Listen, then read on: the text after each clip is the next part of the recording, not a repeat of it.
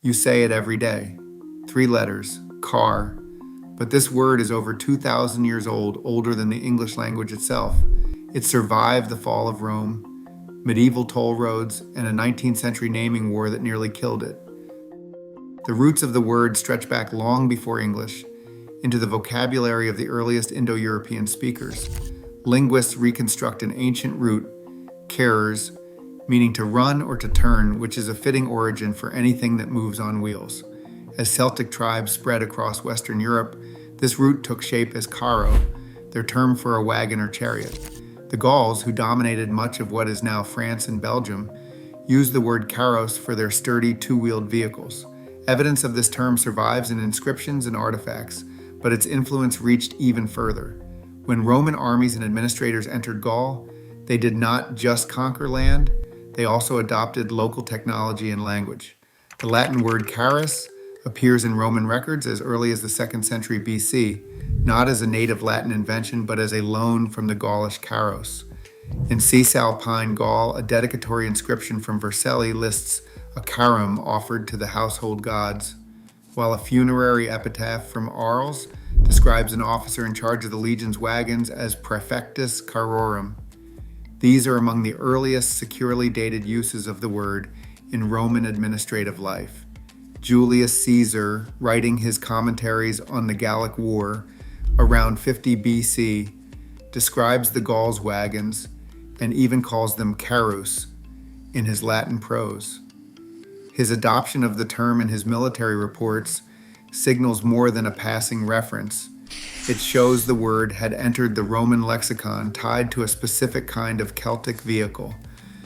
From an ancient root describing motion through Gaulish hands and Roman pens, the word for a simple wagon was now woven into the official language of empire.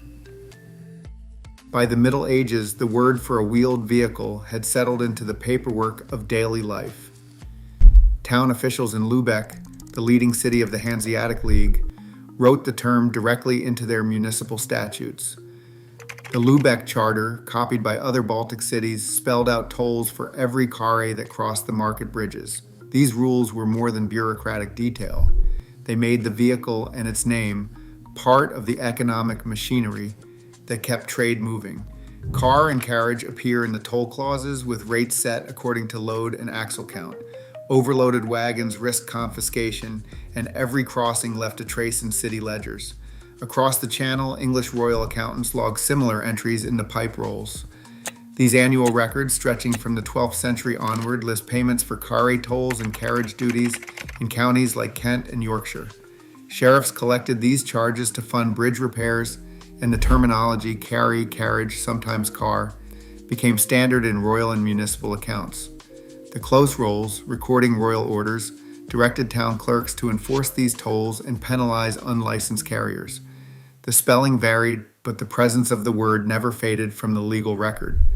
Whether in German port charters or English fiscal audits, the term carre was not a relic but a living part of city business. Its survival depended not on poets or nobles, but on the steady hands of record keepers and toll collectors who made sure every vehicle and every word paid its way. In the salons and avenues of 17th century France, the word Karros came to mean far more than a simple vehicle. At Versailles, the Royal Atelier du Carros was charged with crafting coaches that dazzled with gilded wood, velvet, and intricate marquetry. Each design was a statement of status reserved for the king, his family, and a handful of favored nobles.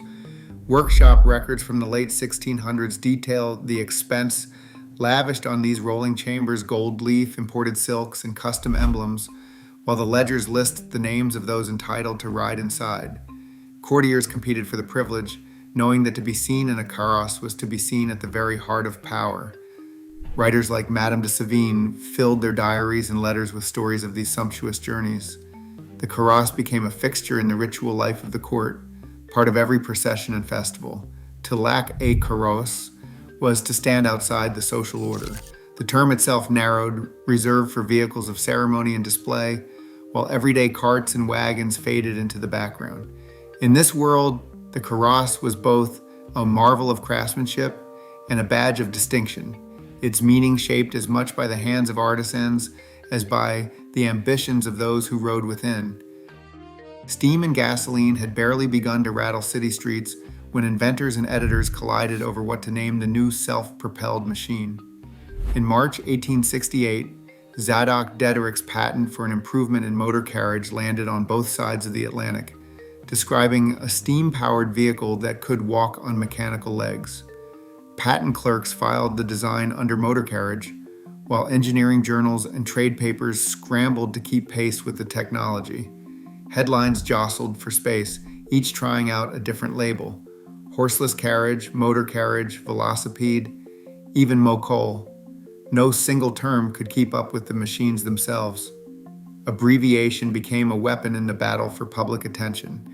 Editors, squeezed for headline space, began slicing off syllables.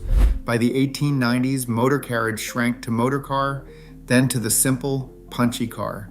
Trade journals picked it up first, but daily newspapers sealed its fate. Patent officials still clung to their formal terminology, but the press had the louder voice. Advertisers and inventors followed suit, stamping car on every poster and product sheet. In the end, 3 letters won out, not by decree, but by the relentless need to fit a revolution into a single memorable word.